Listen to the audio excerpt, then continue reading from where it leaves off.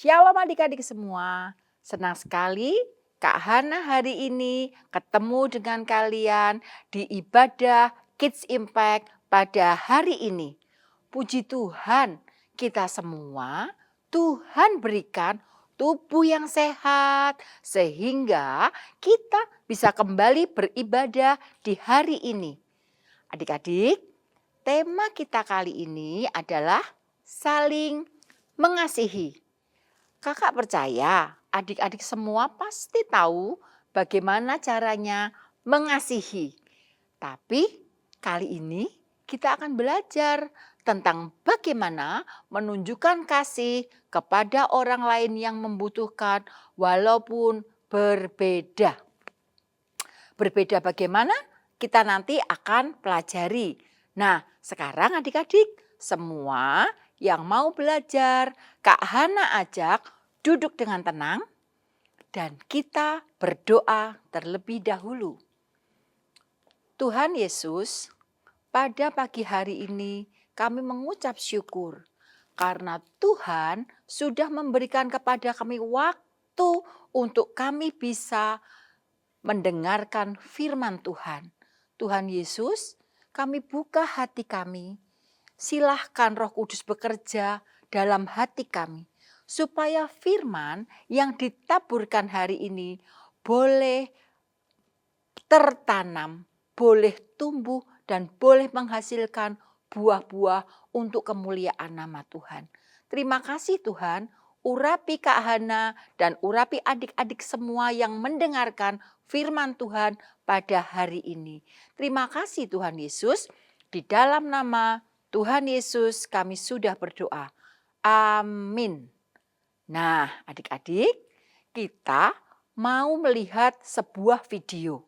Ya, video yang diambil dari firman Tuhan dari dalam kitabnya Lukas. Lukas yang ke-10 ayat 25 sampai 37. Yuk, kita lihat dulu videonya. Kita panggil video. Ada seseorang yang baru saja datang dari Yerusalem menuju ke Yeriko. Di tengah perjalanan, ia dihadang oleh penyamun-penyamun.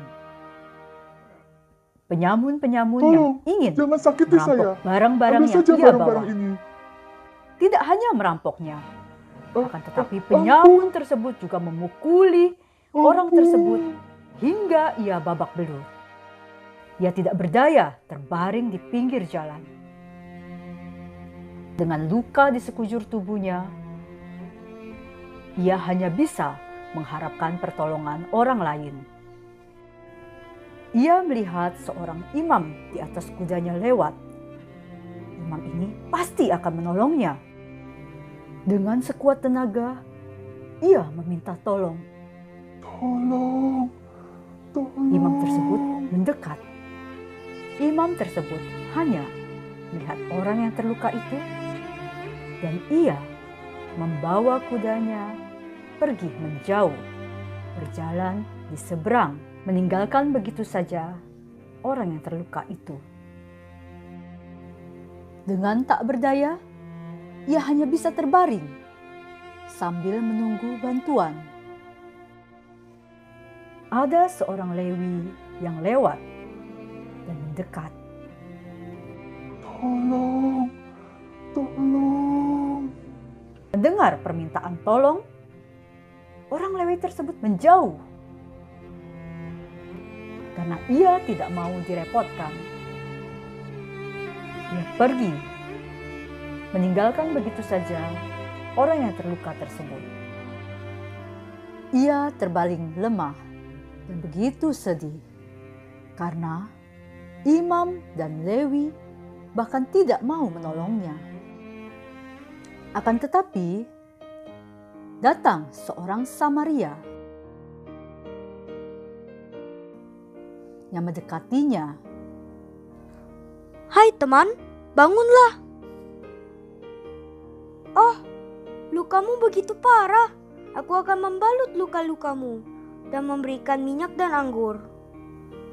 Segera ia menaikkan orang yang terluka tersebut di atas kudanya.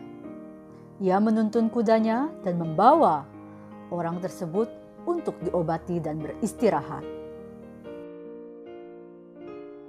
Tuan, rawatlah dia. Dan jika kau belanjakan lebih dari ini, aku akan menggantinya waktu aku kembali. Nah, adik-adik, kita sudah lihat kisah yang ditayangkan hari ini. Kisah tentang apa? Ya, di dalam Lukas 10 ayat yang ke-25 sampai 37 mengisahkan tentang kisah orang Samaria yang baik hati. Orang Samaria yang murah hati. Nah, adik-adik tahu tidak? Kenapa kira-kira orang Samaria itu disebut baik hati atau disebut murah hati? Betul, karena dia mau menolong orang yang terluka, orang yang tertimpa musibah meskipun dia tidak mengenalnya. Nah, adik-adik, orang Samaria tadi menunjukkan kepada kita bahwa kita harus mengasihi semua orang yang membutuhkan tanpa membeda-bedakan, tanpa memilih-milih. Meskipun mereka berbeda dengan kita, tetapi saat mereka membutuhkan pertolongan, maka sudah seharusnya kita menolong mereka. Coba kita ulas sedikit video tadi. Tadi ada seorang Yahudi yang turun dari Yerusalem menuju Yeriko. Di tengah jalan dia dirampok adik-adik. Dirampok sampai habis, uangnya habis. Bahkan dia nggak cukup uangnya diambil. Dia dipukuli adik-adik sampai terluka semuanya. Dan orang itu tidak berdaya. Nah adik-adik, ketika dia terluka, lewatlah seorang imam. Imam itu apa? Kalau zaman sekarang adik-adik, imam itu adalah hamba-hamba Tuhan. Dia yang pendeta-pendeta, hamba-hamba Tuhan yang membawakan firman. Itu lewat, melihat orang Samaria, melihat orang yang tadi dirampok adik-adik ya. Orang Yahudi yang dirampok tadi, celaka, tanpa daya, sakit, tolong, tolong. Mungkin dia berteriak-teriak begitu. Tetapi apa adik-adik? Imam itu lewat saja. Dia tidak mempedulikan orang yang sedang terluka. Yang kedua lewat lagi adik-adik. Siapa? Orang Lewi. Orang Lewi itu siapa adik-adik? Orang yang kerjaannya memuji Tuhan. Di setiap ibadah, orang-orang ini adalah orang-orang yang melayani Tuhan, yang hidupnya di dalam rumah Tuhan, di dalam bait Allah.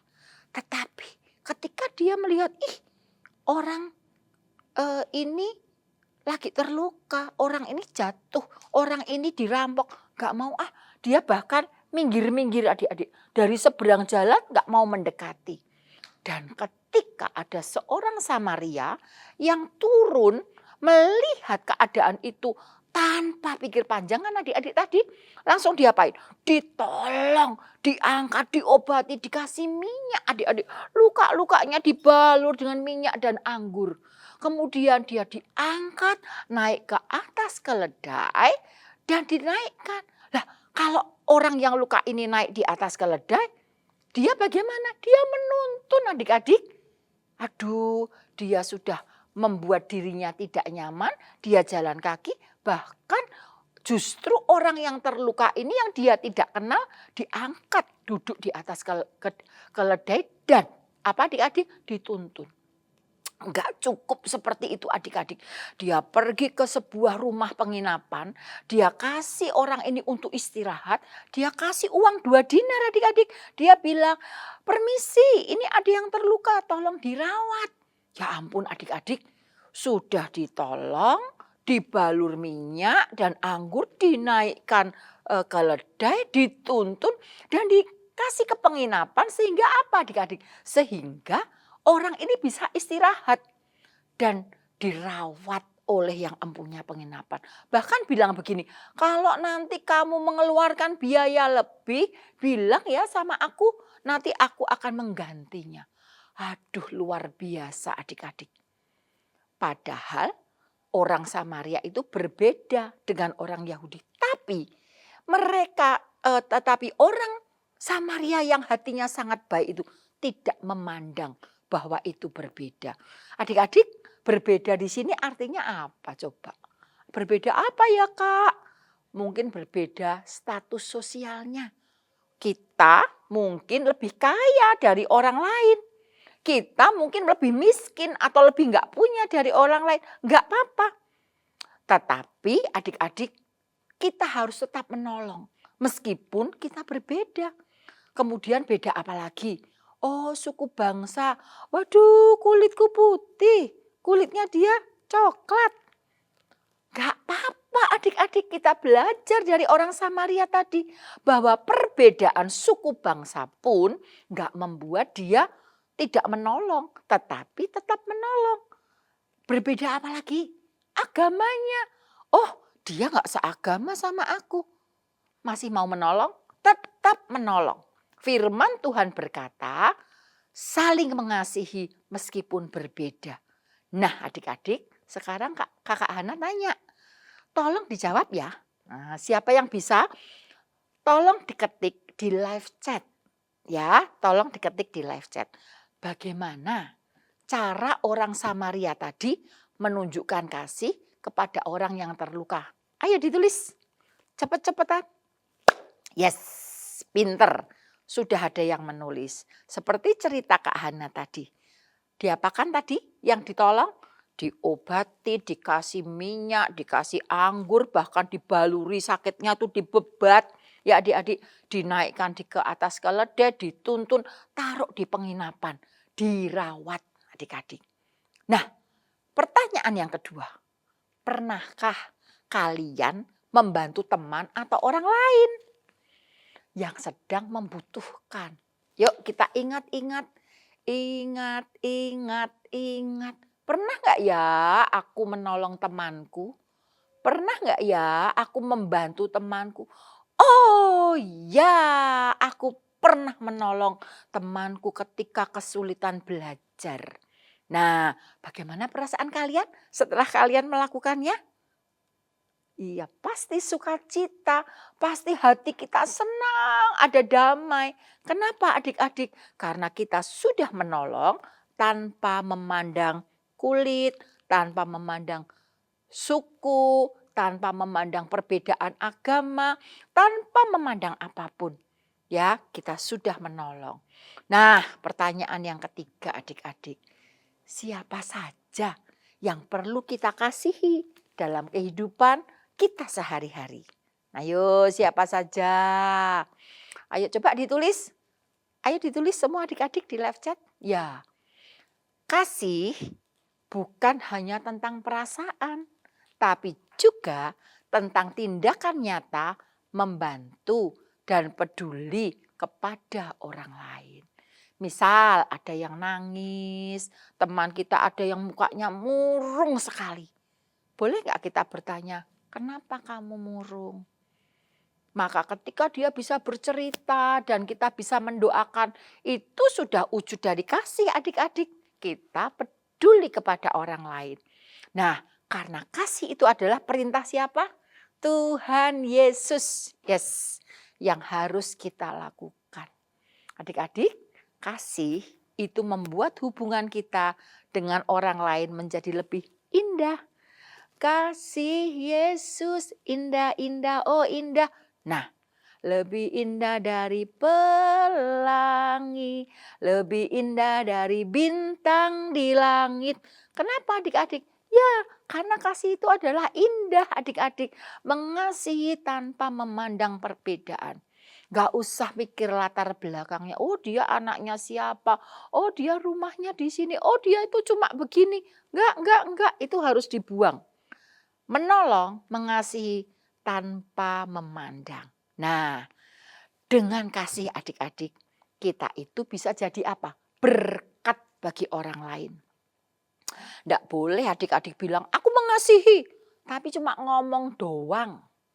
Aku sayang sama mama dan papaku, aku sayang sama ayah dan ibuku, tapi cuma ngomong doang, nggak ada tindakan nyata. Terus kalau mengasihi orang tua, mengasihi papa mama, tindakannya apa? Bantulah mereka. Adik-adik ya, pagi hari beberes. Kasurnya, kamarnya dibersihin.